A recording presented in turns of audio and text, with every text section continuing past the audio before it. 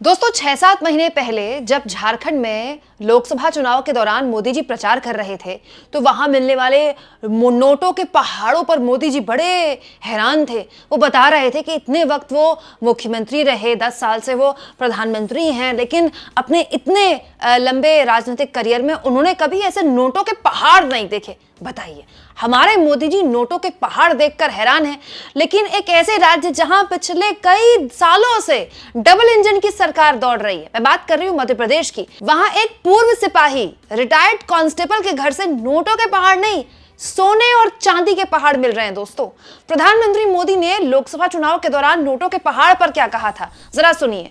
फिर मैं आपको मध्य प्रदेश के एक ऐसे सिपाही की कहानी बताऊंगी, वो भी पूर्व सिपाही की, जिसने वक्त से पहले रिटायरमेंट ले ली, जिसके घर से इतना कैश मिला, इतना सोना मिला, इतनी प्रॉपर्टी मिली कि गिनने वालों के हाथ थक गए और हिसाब लगाने वालों का दिमाग खराब हो गया।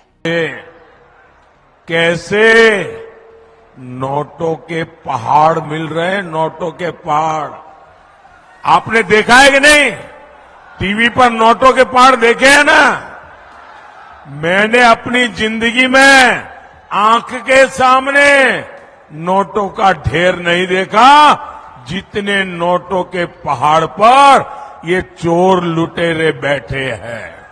वाह मोदी जी वाह। मोदी जी ने 6-7 महीने पहले झारखंड के नोटों पर हैरानी जाहिर की थी, लेकिन अब मोदी जी इस खबर पर क्या कहेंगे जो लगातार न्यूज चैनल्स में न केवल सुर्खियां बन रही हैं बल्कि उस राज्य की कलई खोल रही है जिस राज्य में पिछले 1.5 दशक से भी ऊपर का वक्त हो गया बीजेपी की सरकार है। मैं बात कर रही हूं दोस्तों मध्य प्रदेश की।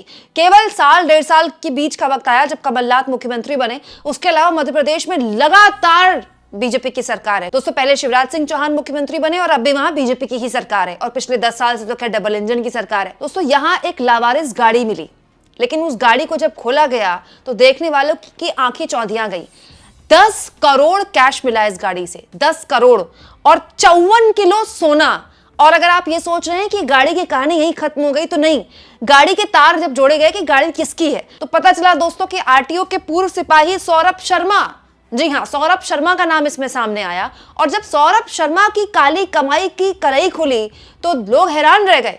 दोस्तों, सौरभ शर्मा के पास इतना पैसा था, इतनी काली कमाई थी, इतना भ्रष्टाचार का पैसा था कि एक्चुअली में उसको इस बात का डर होने लगा था कि इतना सारा कैश वो रखेगा कहां।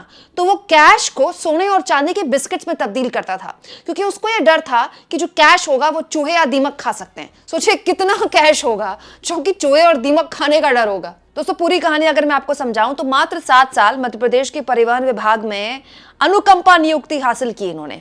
सौरभ शर्मा नाम के महाशय ने केवल 7 साल काम किया और इसके जो तार थे वो मंत्रियों से लेके, विधायकों से लेके बड़े बड़े आईपीएस आईएएस तक जुड़ गए। इसने उस सरकारी दफ्तर में रहकर इतना पैसा कमाया, इतना मोटा माल कमाया कि 7 साल के अंदर वीआरएस ले ली, मतलब वक्त से पहले रिटायरमेंट ले ली, और उसके बाद अपनी कंपनी खोल ली। ये देखिए खबर में लिखा है, वीआरएस लेने के बाद सौरभ ने अविरल बिल्डिंग कंस्ट्रक्शन प्राइवेट लिमिटेड नाम की कंपनी बनाई। इसके बाद अपने लोगों को उस कंपनी का डायरेक्टर और बड़े बड़े पदों पर बिठा दिया।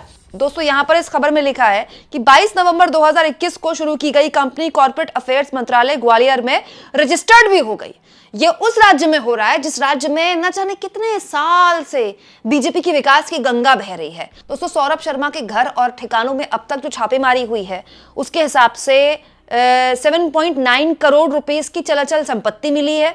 इसके अलावा 2 करोड़ 87 लाख रुपए का नगद मिला है और 234 किलोग्राम का चांदी मिला है। और अभी लगातार तलाशी अभियान जारी है। अब तो जी न्यूज की खबर बताती है कि नोएडा तक इसकी काले कारनामों का, काले धन का राज छुपा हुआ है। और ये जो आप मेरे साइड में पहाड़ देख रहे हैं ना, ये चांदी का पहाड़ है। चांदी के बिस्किट बनाकर रखता था सौरभ शर्मा, क्योंकि इसको डर होता था कि कहीं कैश इतना ज्यादा है कि दीमक और चूहे ना खा जाए। मतलब आप सोचिए, जिस आदमी की गाड़ी से 10 करोड़ का कैश और 50 किलो से ज्यादा सोना मिल रहा है, उसके पास खुद कितनी संपत्ति होगी। और क्या आपको वाकई लगता है कि ये किसी एक आदमी की संपत्ति का खेल है, या कि कोई एक आदमी इतना बड़ा भ्रष्टाचार का खेल करता है? कोई एक रिटायर्ड कांस्टेबल के घर में अगर इतनी संपत्ति मिल रही है तो जो इसके ऊपर के लोग बैठे हुए हैं, जिन तक पूरा माल, मोटा माल पहुंचता होगा, उसके पास कितना पैसा होगा दोस्तों, उनके पास किस लेवल का कालाधन होगा। आप सोचिए, कल्पना कीजिए इस बात की। अब इस पूरे के पूरे मुद्दे को कांग्रेस ने जबरदस्त तरीके से बीजेपी सरकार को निशाने पर लेने के लिए इस्तेमाल करना शुरू कर दिया है। दिग्विजय सिंह ने इस पूरे के पूरे मामले में सीधे तौर पर शिवराज सिंह चौहान को कटघरे में खड़ा करते हुए कहा है, जब कमलनाथ की सरकार बनी तब इतना दबाव था कमलनाथ जी पर कि परिवहन विभाग गोविंद राजपूत को दिया जाए, इसके बाद एक बोर्ड बनाया जाए। ये तो ज्योतिरादित्य सिंधिया जी बताएंगे। जैसे ही सरकार गिरी और शिवराज सिंह चौहान सीएम बने, सिंधिया जी ने दबाव डाला कि बोर्ड को खत्म कर दिया जाए। शिवराज सिंह चौहान ने इसे खत्म कर दिया। फिर से ठेका प्रणाली शुरू हो गई। जो सबसे ज्यादा वसूली करेगा उसकी नियुक्ति गोविंद राजपूत द्वारा हो जाती है। दोस्तों, यानी कि दिग्विजय सिंह ये कह रहे हैं कि जब 1-1.5 साल में कमलनाथ की सरकार यानी कि कांग्रेस की सरकार बनी थी तो उन्होंने ठेका प्रणाली बंद कर दी थी कि इस प्रणाली के जरिए जिस तरह ऐसे लोग जब सिस्टम के अंदर आते हैं, इनका आना बंद कर दिया था। लेकिन ज्योतिरादित्य सिंधिया ने सरकार कांग्रेस की गिराई, बीजेपी में शामिल हुए और दोबारा से ठेका प्रणाली शुरू हुई और ये पूरा का पूरा खेल चलता रहा। आगे दिग्विजय सिंह कहते हैं, सौरभ शर्मा के साथ संजय श्रीवास्तव, वीरेश, दर्शन सिंह पटेल का नाम आया है। ये लोग नीलामी करके वसूली करते थे। इन लोगों की जांच करे तो मनी ट्रेल पता चल जाएगा।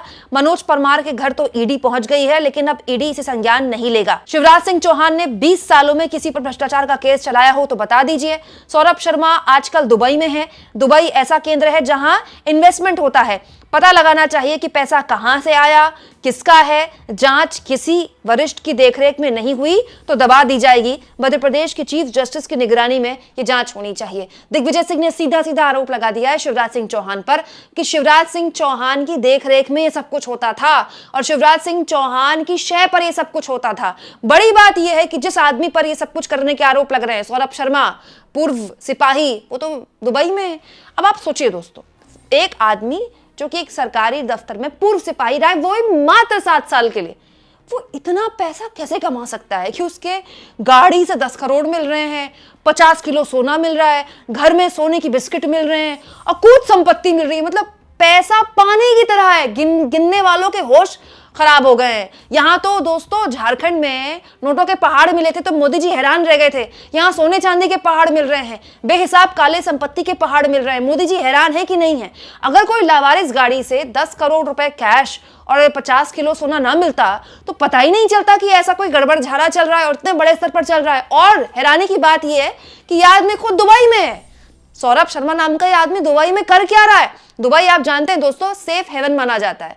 अगर आपको अपने ब्लैक का पैसा वाइट करना है तो बड़ी आसानी से वहां प्रॉपर्टी में इन्वेस्ट आप कर सकते हैं। दोस्तों, वहां पर टैक्स का इतना बड़ा झोल भी नहीं है जितना हमारे देश में या दूसरे देशों में आपको टैक्स दिखाना होता है, व्हाइट और ब्लैक पर सवाल पूछ ले जाते हैं। वहां इस तरह की कोई दिक्कत भी नहीं है। तो बड़े बड़े जो धन्ना सेठ होते हैं वो अमूमन आपने देखा होगा दुबई में जाकर अपना पैसा लगाते हैं, क्योंकि वहां पैसा लगाना और वहां इन्वेस्टमेंट पाना रियल एस्टेट में बड़ा आसान है, अच्छा इन्वेस्टमेंट मिल जाता है। तो फिलहाल महाशय दुबई में है, दुबई से कब आएंगे, लाया जाएगा कि नहीं लाया जाएगा? दोस्तों, ये पैसा कितनों से आता था, कितनों के पास जाता था? क्या ये एक अकेले आदमी का इतना बड़ा कारनामा पॉसिबल है? इन सवालों के जवाब तो शिवराज सिंह चौहान दे सकते हैं या मध्य प्रदेश के मौजूदा मुख्यमंत्री दे सकते हैं, और अगर देना चाहें तो मोदी जी भी दे सकते हैं। क्योंकि दूसरे राज्यों में नोटों के पहाड़ पर अगर मोदी जी हैरान है तो अपने उस राज्य में जहां पर पिछले कई सालों से बीजेपी की सरकार चल रही है, उसको लेकर भी मोदी जी को परेशानी होती होगी, टेंशन होती होगी कि नहीं होती होगी? आपको क्या लगता है दोस्तों? कमेंट बॉक्स में जरूर लिखें और जितना हो सके चैनल को शेयर करें, सब्सक्राइब करें और थैंक्स और ज्वाइन के ऑप्शन से अगर आप चाहें तो कुछ आर्थिक मदद भी चैनल की जरूर करें।